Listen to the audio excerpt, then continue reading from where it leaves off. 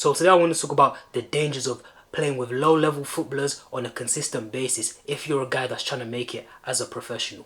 Now, a lot of footballers, including myself in the past, have made this mistake of consistently playing with low-level players, playing with players who don't actually test them and help them actually grow as a player, you understand? Whether that's maybe a one-to-one training session with maybe a friend you know who really isn't at that level that you need to get to. Maybe it's a five-a-side game, maybe it's a seven-a-side game, you understand? You're playing that five-a-side game, you're playing that seven-a-side game, you're running rings around everyone, you're the best player there, and you really think you're doing something, you understand? You really think you're doing something, you think to yourself, you know, I'm playing football consistently, I'm obviously getting better, I'm the best player here, and it sort of gives you that false sense of confidence, you understand? That false sense of confidence that you're really doing something, that you're really putting in the work, that you're really improving as a player. Since you're looking around you and you're like, yo, I'm the best player here, you understand? However, there are dangers to this. There are, you know, downsides to playing with low-level players, and one in particular is that you get into bad habits. So for example, on a five-a-side pitch or a seven-a-side game, maybe even a nine-a-side game,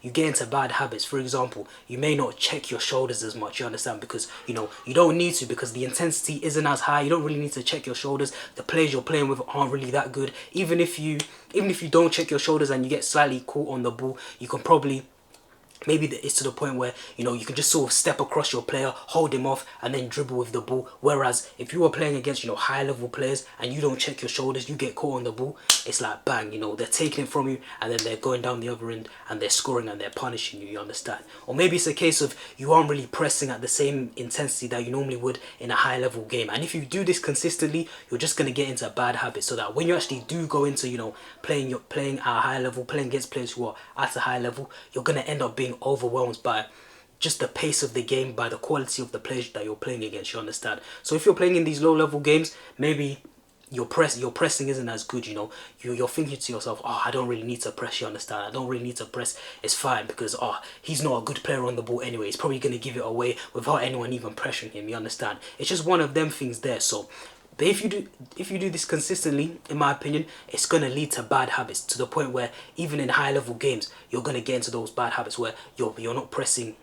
You're not pressing consistently enough, you know what I'm saying? And then your teammates are going to get onto you, because it's all well and good doing this from time to time, where perhaps you're at a ball session where the quality isn't really there, you know what I'm saying? The quality isn't as high as it normally once would be, but you're just there to get your touches in, just to get a feel for the ball. That's fine. However, if you do this on a consistent basis, like I said, you're going to get into bad habits of not checking your shoulder, getting caught on the ball. Maybe you're taking too many touches on the ball. Maybe when you're playing against high-level players, in a situation you'd normally take 2 touches, whereas because nobody's pressing you, when you're against low-level players, nobody's pressing you, you know what I'm saying? You're just sort of taking your time on the ball. Maybe you're taking 4 or 5 touches in a situation where really you only needed 1 or 2, you understand?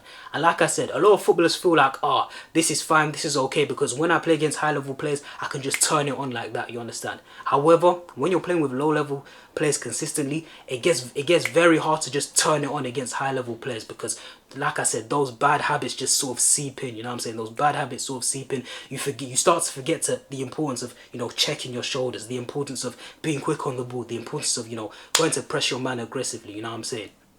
So just these little things, just make sure that you're playing with high level players as much as you can. Don't get too used to playing against low level players, even if it feels good to, you know, be dribbling past the whole team, to have time on the ball, to be scoring 6 goals every single time that you're playing a 5-a-side game or a 7-a-side game with these players. But just make sure that this doesn't become a habit, because like I said, bad habits are going to seep in. I remember even me, literally yesterday, this is why I'm making this video.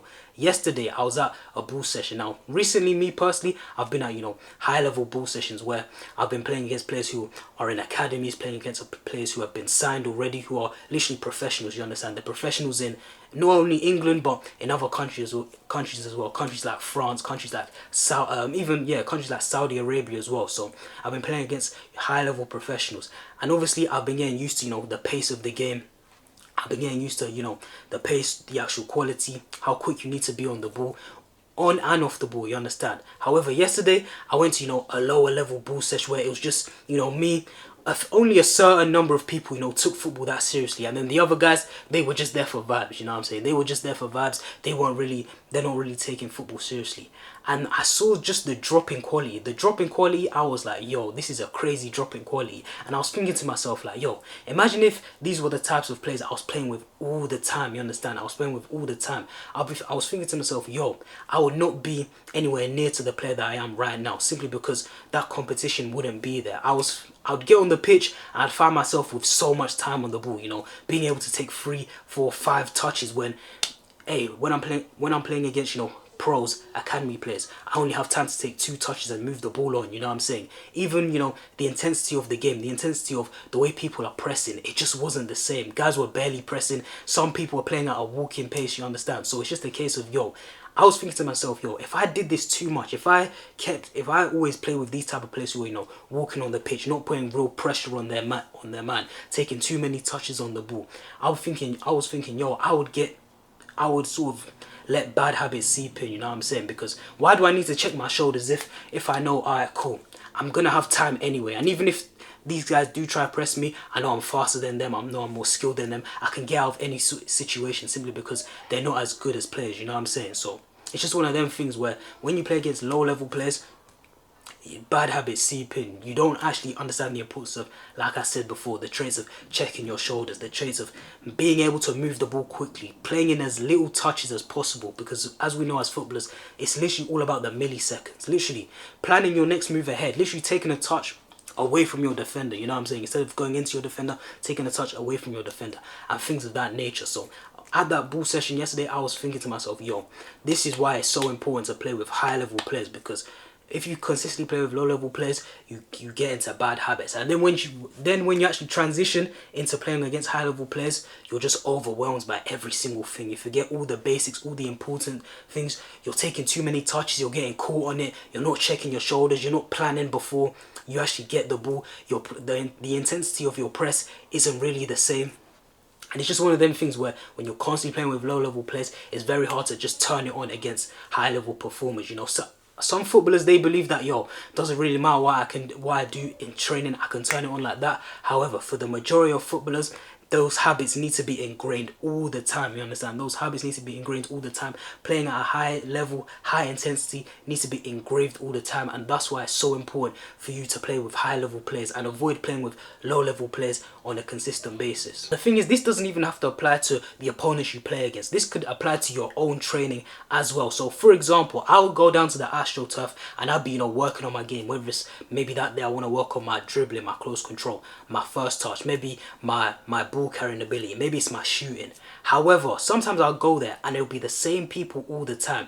They'll be there every single time I go, and what are they doing? Are they working on particulars? Are they, you know, working on their game, working on their dribbling, whatever they need to do? No, what are they doing? They're just standing around and they're just shooting at the goal. It's not even like they've put cones down and they're doing a few dribbles and then they're doing a few dribbling moves and then, you know, they're shooting, making it game realistic. They're literally just there standing on the edge of the box, just rolling the ball out, you know, one roll out of their feet and just shooting. And they're just doing that for over an hour and a half, you know what I'm saying? And I've spoken to some of these guys as well, and these guys have aspirations of becoming professional footballers. And I'll be thinking in my head, I'd even tell them, I'll be like, yo, but how are you actually going to improve if you're just doing that? And this is what I'm talking about, doing things at a low level, because they think, alright, cool, I'm being consistent, you know, I'm coming to the Astro every single day, I'm improving my game.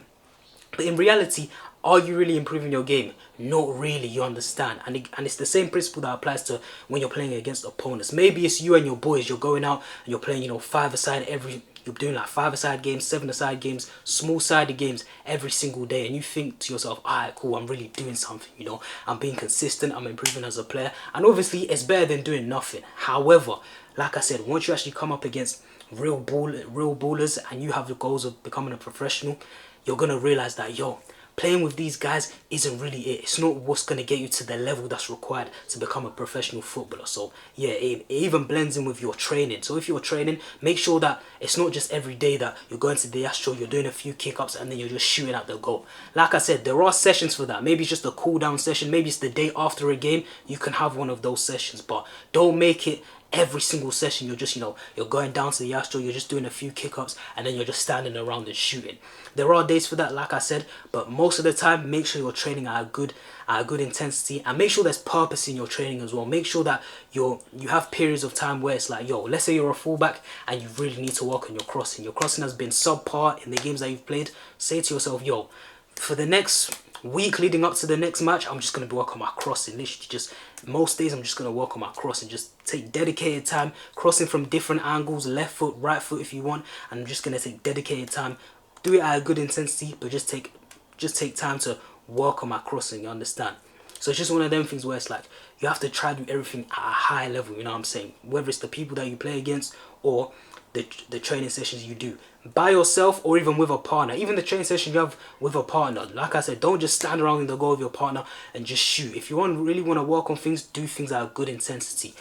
Yeah, at a good intensity most of the time, or most of the time. Think of the 80-20 rule. 80% of the time you want your training, the people you're playing against, at a good level, you know what I'm saying? And then there's 20% of the times where, you know, you can do the relaxed thing. You can, you know, go to the actual turf, just get your touches in on just a relaxing, you understand? You're just relaxed. You're probably only there for, you know, 45 minutes, an hour. You're just getting your touches in. Maybe it's the day after a game, like I said before. You're just getting your touches in. Maybe it's a case of, yo, you just want to go to the actual turf to just see your friends. Like me yesterday, it was just a case of, yo, I hadn't seen some of my boys in a long time, so I was just like, yo, let me just go, get a few touches in, play football, see some of my guys. Would I normally do that? No, but it was just because, you know what I'm saying, I hadn't done that in a long time. Just get a few touches in with some of my boys. However, most of the time, I'm trying to play with high level players. I'm trying to, you know, do training by myself, work on my game at a good intensity, you understand? So just make sure as a footballer, you're consistently just drill it into your head. 80% of the time, you want to just do things at a high level, you know, if you really have goals of being a professional footballer. And then 20% of the time, that's when you can sort of take things chill, relax a bit, you know, just get your touches in. Maybe you play with lower level players and you're just, you know, getting your touches in, but make sure it's 80% high level, 20% low level, and not the other way around. But that's the vid for today. Hope you enjoyed. I've been JT and I'm out.